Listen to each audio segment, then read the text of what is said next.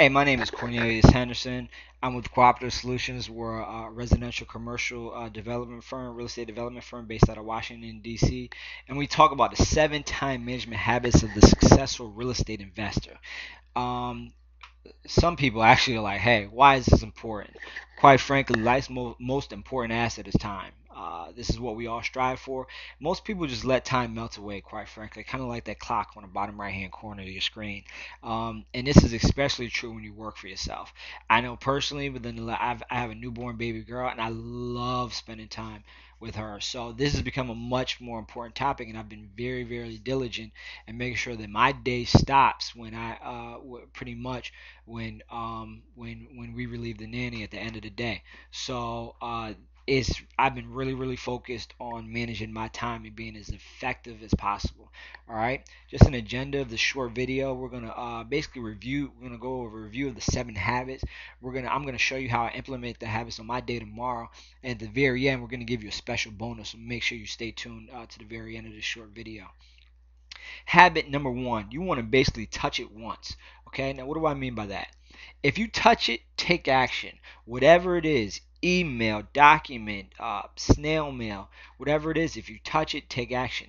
If you can't complete something immediately, you're going to file it in a folder and add it to your to-do list. Now, whether that be folders, we're talking about if it's a folder on your computer for follow-up, email folder, hard folder, whatever it is in your system, you want to make sure you have a folder, and you're going to work this into your system and basically add it to your to-do list. This will instantly increase your productivity because it'll allow you stop you from going back and forth on many different things, which decreases your productivity. You're going to want to make lists. A lot of people say, "Oh, I've had that, I've done it before. Haven't been able to do that, manage it well." Well, here's a simple little way. You can use a small notebook, or what I use personally when I went from BlackBerry to iPhone is this app called To Do from Apigo.com. Phenomenal. I mean, you want to talk about changing my life literally. Like for other reasons, switched from the BlackBerry to iPhone, and I was before using the Outlook and the BlackBerry functions. This single app blows it out the water. You want to talk about productivity? I mean, literally changed my life. I can do so many different things, and technology. This is how technology helps you out. I get no money from these guys. I just really love the product or whatever, and it's definitely helped me to stay organized. All right. Key to productivity is to stick to the 6 most important things to get done in a day. All right, so you got a list. You can't be throwing everything on there thinking you're gonna get some stuff done. You want to break down your large projects into short, manageable tasks that can be completed in 2 hours. This is where a lot of people get bogged down. You can't sit over here and say I want to complete this project. It's going to take 40 hours in one day. And it throws you off. Break it down into manageable tasks. Number three, you want to be proactive. What do I mean by that? Start thinking with the end in mind. So personally, I write out my annual goals once a year. I then go out and write out my monthly goals 12 times a year each month. From there, for my monthly goals, I look at what can I do this week to reach those monthly goals. I write that down, and then my daily goals or whatever I'm working on is based on my goals for that week. So I'm not looking at the X amount of money that I want in at the end of the year, because quite honestly that's a large number, and it's really frustrating to just look at it right now. I just need to focus on what it is that I need to do tomorrow to get me to that goal. Thinking with the end in mind and breaking it down this way enables you to do that. You can say, hey, that's too much work. Fine, you won't get the money that the rest of us make, and that's fine as well. But you definitely want to think in mind, and more importantly, you want to be deliberate in your actions. When you do this, you pretty much predict your income. If you're sitting over here saying this is what I want to do, if you're realistic, this is the number, my goals, and you break that down, you know exactly what you need to do each day to get to that goal. And as long as you do that, you're going to get there. So you want to be proactive and stick to the system. Okay? One thing you want to always have is at least a half a day every week for brainstorming and mind mapping. You're going to get new ideas. You're going to come across new courses in your local RIAs or online and different things and different things you want to implement, new marketing campaign, things that are you want to implement into your business. You want to plan at least, recommend a full day, but at least a half a day weekly for brainstorming. For me, it's Friday because it's naturally I'm just really just not on my game on Fridays. I'm kind of looking forward to the weekend and things of that sort. So that's my day for brainstorming personally. Each day you should have 2 time slots for email management and other reactive items. Quite honestly, as proactive as you may get, you're gonna have reactive situations. You're gonna have to react to certain things that are happening throughout the day, and you need to plan for that. All right. Habit number 4: prioritize. Put the most important tasks first. Well, sometimes that's, I mean, sometimes hey, that's obvious, Cornelius. Come on, for real. Every real estate investor should have at least 2.5 hours a day of brand new prospecting. At least 2.5 hours. All right. This is going out, make however you get deals. Whether it be through attorneys, through the MLS, through motivated sellers, calling for dollars, driving for dollars. You need to be doing that to at least 2.5 hours a day. All right. And then most investors should be focused on 2 things: acquiring new deals, getting the money. New deals, financing. Business, financing. All right. That should be your priority. If you're not doing that, if you're doing setting up LLCs or whatever else, I mean, that's quite honestly not a priority. If I make $1 million, if I gotta give 80% because I didn't structure it properly, I mean, I'm exaggerating. I still made $200,000. Which is more than the rest of the probably 99% of Americans. All right. Habit number 4: you want to delegate and outsource. Tim Ferriss and 4 Hour Work Week talked about minimum wage activities, MWAs. Off the bat, delegate those. All right. You want to outsource your non-essential activities so you can focus. Your day should be focused on what you do best in your business. You want to outsource the rest. Systematize. Really, really, really, really important. Systems are going to help you tremendously, tremendously in working out your business. It should only take 3 minutes to locate any business document. Now, this is just my personal rule for the way my organization runs. How do we do it? We do it with using separate folders in our emails. We use specific detailed folders on our computer, and then we have hanging file folders. I have at least 3 hanging file folders, one for like personal household, and then one for temporary business stuff that is too like stuff that needs to get addressed to get filed into the permanent big file folder or just address.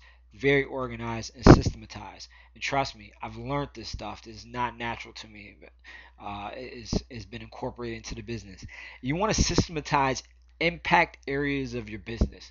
Chet Holmes and the Ultimate Sales Machine, some of this comes directly out of that, but he talks about impact areas of your business. Impact areas are areas that have an effect on your bottom line. I'm going to give a few examples in terms of real estate. That's lead generation, your deal analysis, your deal execution. When I say deal execution, following it from the time you get the seller's signature all the way through the purchase.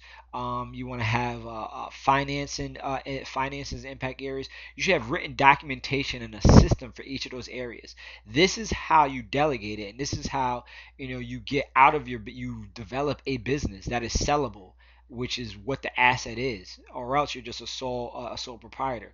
This is detailed in great length in the E-Myth Revisited, Michael Gerber. If you haven't read that, you definitely need to read that because this is critical to having a real estate business and not just a sole proprietorship. Manage email. Email is a time killer, quite frankly.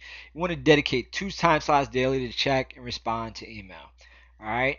You want to use autoresponders and assistants to manage email expectations. Meaning, if people aren't used to the fact that you're not going to jump on them right away and you're supposed to be responding via your iPhone or whatever, that's where you're going to use autoresponders and assistants. You're going to have a general email that you give out to the public that your assistant manages, and maybe not everyone has your personal email address.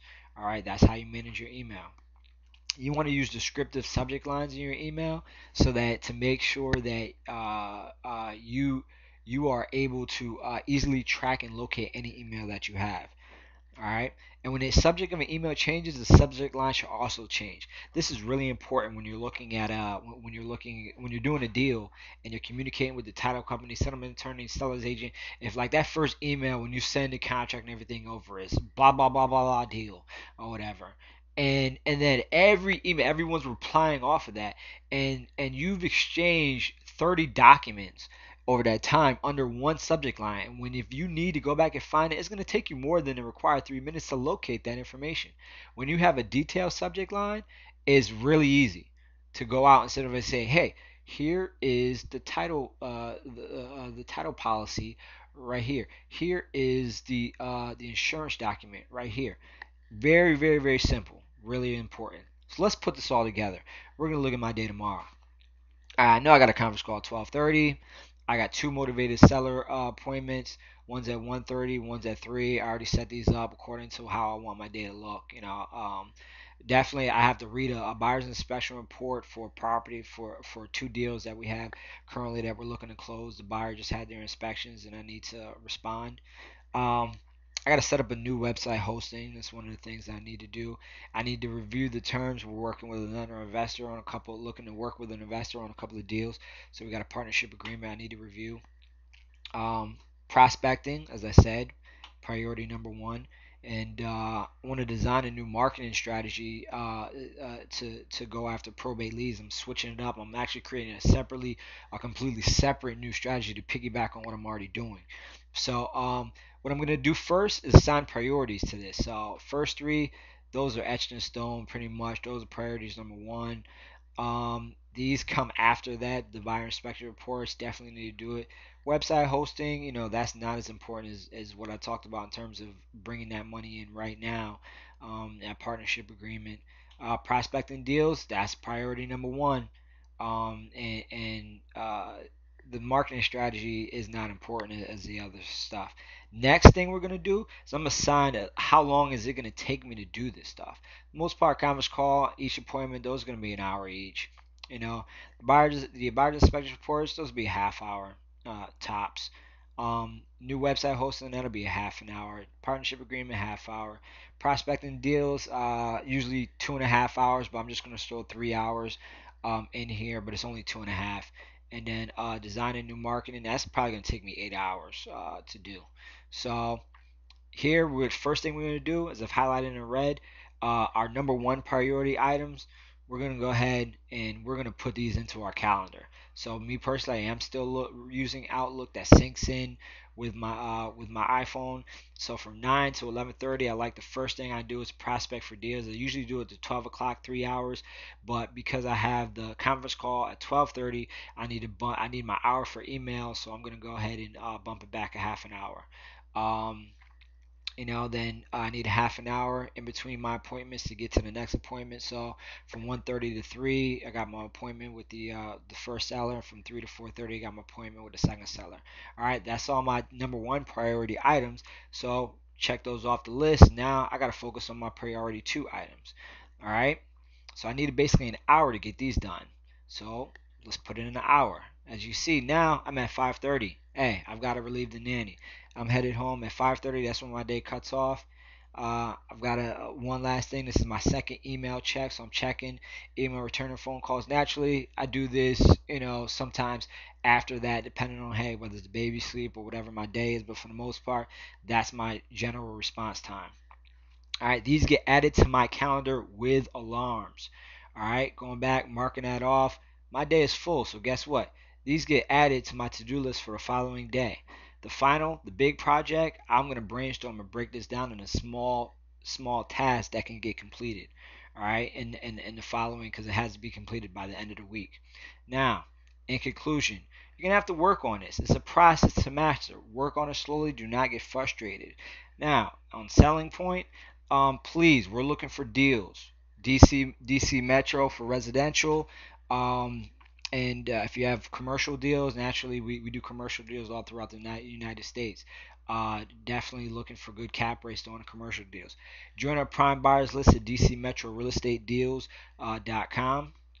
I want you to definitely like us on Facebook.com/cooperative solutions. When you like us, we're going to give you a free ebook, How to Create Offers That Can Make You Rich, a detailed analysis of 7 marketing strategies. Look forward to working with you.